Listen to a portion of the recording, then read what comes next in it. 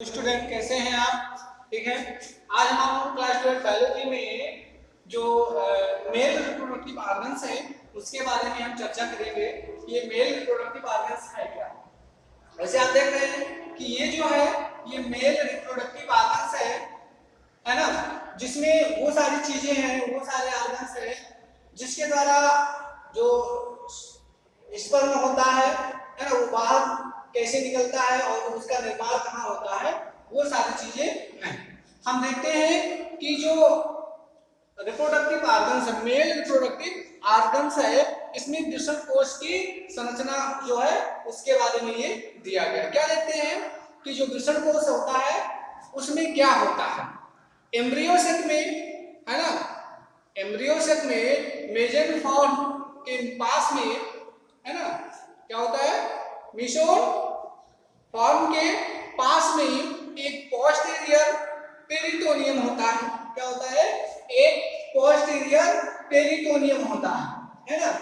और वो जो पेरिटोनियम होता है उसके द्वारा क्या होता है, पोस्टीरियर पेरिटोनियम से विकसित होकर के दो टेस्टिस क्या होते हैं, उदर गुहा से लटके हुए होते हैं। क्या होते हैं? उदर गुहा में उभरे होते हैं। उदर गुहा जो होती है उसमें क्या होते हैं, उभरे हुए होते हैं। ये पेरिटोनियम क्षेत्र जो है ना, अब यहां से ये दो भाग जो है वो क्या है, लटके हुए होते हैं। एम्ब्रियो डेवलपमेंट के पूरा होते होते ये क्या होते हैं, इनके द्वारा कुछ हार्मोन्स क्या होते हैं, कुछ हार्मोनों के प्रभाव से ये टेस्टिस क्या होते हैं, ये जो टेस्टिस होते हैं दोनों टेस्टिस क्या होते हैं, ओवर है ना बोइडिकल हो जाते हैं। ठीक है।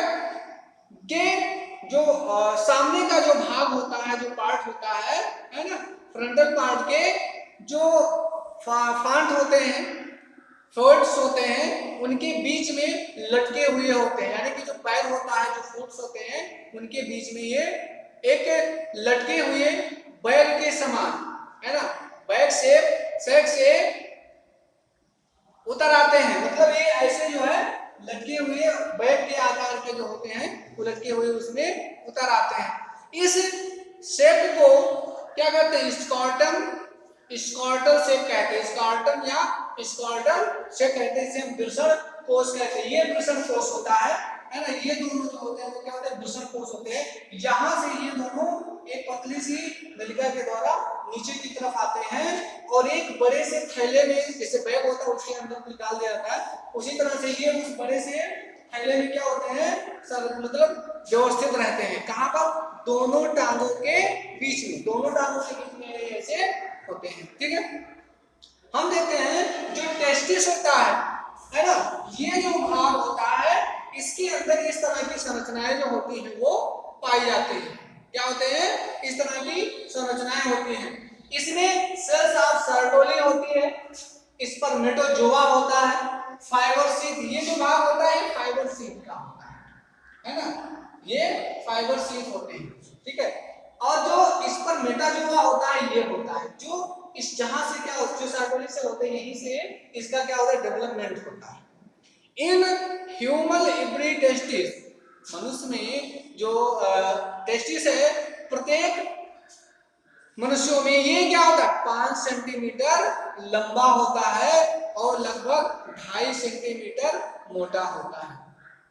ठीक है। ये एक रोज कलर और एक सेब के आकार का होता है ना। इसमें इसका जो वेट होता है वो 10 से 15 ग्राम होता है। इसका इस चीज का जो वेट होता है वो कितना होता है, 10 से 15 ग्राम होता है। इसमें 200 से 400 है ना, 200 से 400 करोड़ या कोर शेप मतलब आकार के क्या होते हैं, लूप्स होते हैं है ना, जो प्यूल्स होते हैं जिसे हम पिंड कहते हैं के रूप में होते हैं। इसमें सेमनीफेरस ट्यूब्यूल फैली हुई होती है। सेमनीफेरस ट्यूब्यूल क्या होती है, फैली हुई होती है। सेमनीफेरस जो ट्यूब्यूल्स है जो इसमें फैली हुई होती है, इस ट्यूब्यूल में जो स्पर्मेटोजेनेसिस की क्रिया होती है वो होती है। और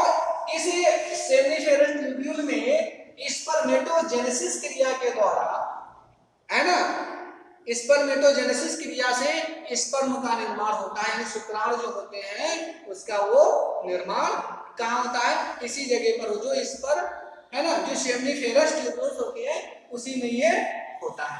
ठीक है, ये देखते हैं इसमें सार्टोरी सेल ये होता है, स्पर्मेटोजोआ ये होते हैं, फाइबर शीथ ये होता है, ये कनेक्टिव टिश्यूज होते हैं जो इसके चारों तरफ होते हैं, ये स्पर्मेटोगोनिया होता है। क्या होता है? स्पर्मेटोगोनिया होता है, स्पर्मेटोगोनिया है ना।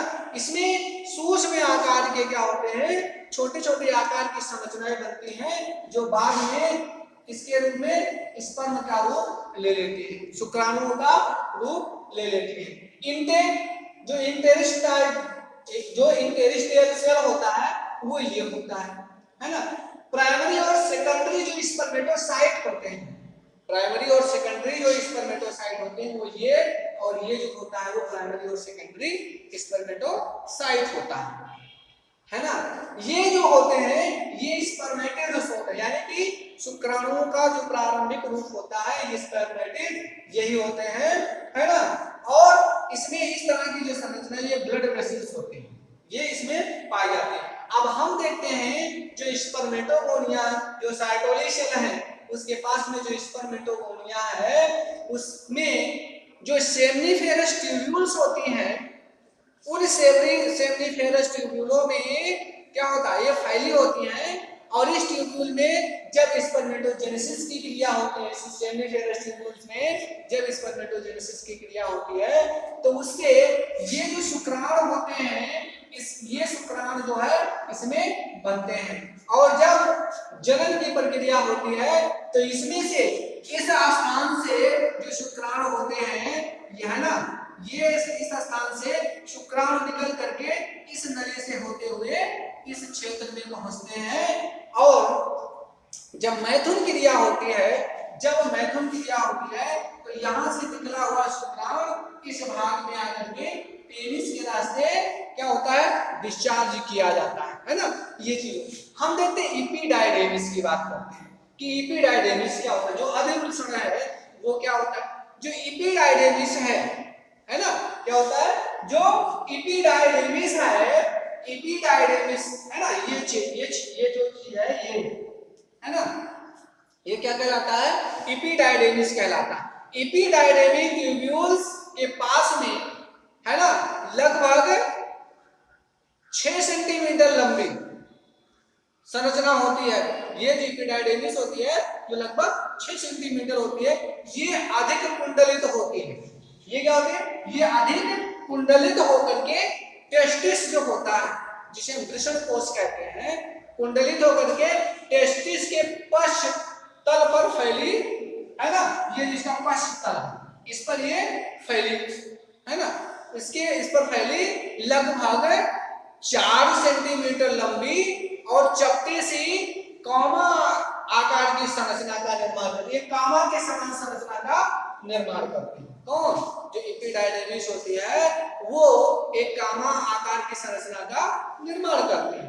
इपिडायडेमिस जो होता है, इपिडायडेमिस की जो इंटरनल सतह होती है, आंतरिक सतह होती है, इसकी अंदर की जो सतह होती है ना, इस सतह पर लंबा यानी लॉन्ग एंड कैसे लंबे लॉन्ग एंड ब्रांचेड क्या होती है, लंबे और शाखित संरचनाएं होती है जो पाई जाती है। कौन सी संरचना होती है?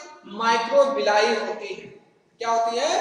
माइक्रोबिलाई होती है, जिसे हम क्या कहते हैं, स्ट्रियोसिली के नाम से जाना जाता है, उसे हम स्ट्रियोसिली के नाम से जानते हैं।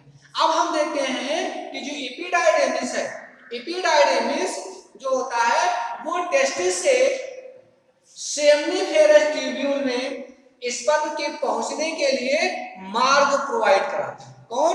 जो इपिडायडेमिस होता है ना।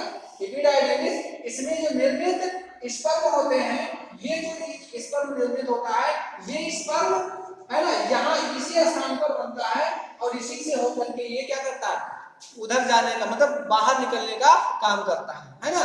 यानी कि ये जो होता है ये टेस्टिस से सेमनीफेरस ट्यूब्यूल में स्पर्म के पहुंचने के लिए मार्ग को प्रदान करता, प्रोवाइड कराता है। ये स्खलन से पूर्व, स्खलन मैथुन क्रिया जो होती है, ये स्खलन से पूर्व स्पर्म है ना, जो स्टोरेड है, स्पर्म को क्या करते हैं, एकत्रित कर लेते हैं, है ना, और उन्हें न्यूट्रिएंट प्रदान करते हैं, प्रोवाइड कराते हैं, यानी उन्हें पोषण प्रोवाइड कराते हैं। फर्टिलाइजेशन के लिए, जब फर्टिलाइजेशन की क्रिया होती है, निषेचन की जो क्रिया होती है, फर्टिलाइजेशन के लिए स्पर्म है ना क्या होता है, न्यूट्रिशन भी इसी कारण होता है, स्पर्म न्यूट्रिशन भी इसी कारण होता है। ठीक है, ये चीज होता है आपका। हम देखते हैं कि जो मेल रिप्रोडक्टिव डक्ट्स होते हैं, नलिकाएं जो होती हैं, है ना, यहाँ पर ये जो बनी हुई संरचना होती है, यहाँ पर इस तरह की डक्ट्स बनी होती है, नलिकाएं बनी होती हैं, है ना। हम देखते हैं कि ये वास्तव में एक मस्कुलर डक्ट होती है, ये एक पेशीय नलिका होती है और ये यूरिनरी ब्लैडर से निकलती है। कहां से, ये जो है इस ब्लैडर से क्या होती है, निकलती है, यूरिनरी ब्लैडर से निकलती है और वहां से निकल करके ये इजाकुलेटरी डक्ट तक पहुंचती है। कहां होती है, इजाकुलेटरी डक्ट के पास में पहुंचती है ना। ये जो नलिकाएं होती हैं वो इजाकुलेटरी डक्ट के पास में जाती हैं और उससे मिलकर यूरिनोजेंटियल कैनाल का निर्माण करती हैं, यूरिनोजेंटियल कैनाल को बनाती हैं। और ये जो है दो प्रकार की होती है। क्या होती है, ये कितनी होती है, दो प्रकार की होती है। एक प्रोस्टेटिक होती है, क्या होती है, एक प्रोस्टेटिक होती है और एक क्या होती है, मेम्ब्रेनस होता है। एक प्रोस्टेटिक होती है और एक क्या होता है, मेम्ब्रेनस होता है। प्रोस्टेटिक जो होता है ये है ना, ये प्रोस्टेटिक होता है, ठीक है। और एक दूसरा जो होता है जो मेम्ब्रेनस होता है, मतलब झिल्ली के रूप में होता है, इस रूप में झिल्लिका के रूप में होती है, वो भी इसमें पाई जाती है। ठीक है, तो ये आपका क्या है, जो रिप्रोडक्टिव ऑर्गन्स है। वही हम देखते हैं जो यूरेथ्रा होता है, क्या होता है, जो यूरेथ्रा होता है, यूरेथ्रा 20 सेंटीमीटर लंबा, कितना, 20 सेंटीमीटर है ना लॉन्ग, 20 सेंटीमीटर लंबा, लगभग है ना, नियर अबाउट लगभग एक 20 सेंटीमीटर डक्ट होता है जो यूरिनरी ब्लैडर से शुरू होता है।